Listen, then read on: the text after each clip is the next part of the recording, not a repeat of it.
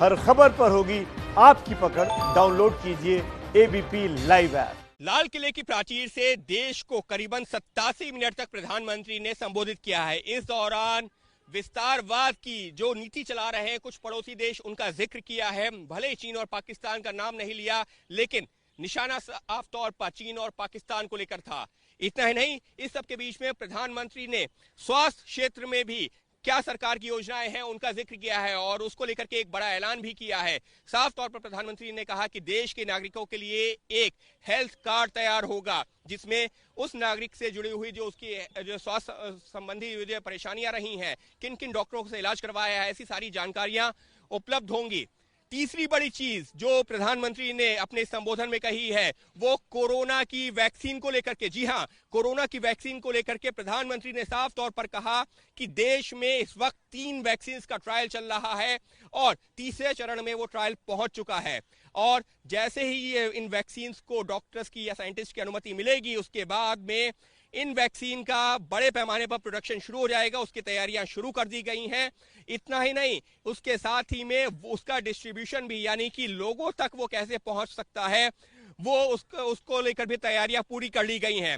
87 minute के इस भाषण में या देश को संबोधन जो प्रधानमंत्री ने किया है उसमें राम मंदिर का भी जिक्र किया है। कैसे जो मध्यम वर्गीय लोग हैं उनको घर मिले, इस चीज को जो सरकार ने कदम उठाए हैं उस चीज का जिक्र किया है।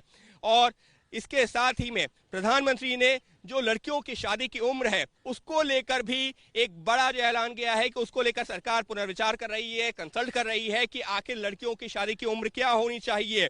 इसके अलावा 6 लाख गांवों तक ऑप्टिकल फाइबर नेटवर्क पहुंचाने की भी ऐलान किया है। प्रधानमंत्री ने साफ तौर पर कहा कि अगले 1000 दिनों में ऑप्टिकल फाइबर नेटवर्क से 6 लाख गांव जोड़े जाएंगे। और रही बात जम्मू कश्मीर की, तो जम्मू कश्मीर में डिलिमिटेशन का काम चल रहा है। एक बार वो काम पूरा होगा तो जल्द ही चुनाव भी करवाए जाएंगे। प्रधानमंत्री ने लाल किले की प्राचीर से इस तरीके के कई बड़े ऐलान किए हैं, लेकिन साफ तौर पर प्रधानमंत्री ने, अगर हम जो मोटी मोटी बातों पर गौर करते हैं तो 2 मुख्य मोटी बातें हैं, और वो है कि एलएसी और एलओसी की रक्षा करने में भारत के जवान पूरी तरह सक्षम हैं।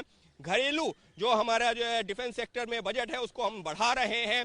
आत्मनिर्भर भारत और लोकल पर वोकल पर जोर दिया जा रहा है। और उसके साथ ही में स्वास्थ्य क्षेत्र को लेकर भी भारत ने कई अहम और ऐतिहासिक कदम उठा रहे हैं, जिसका सीधा फायदा मिलेगा देश के करोड़ों लोगों को।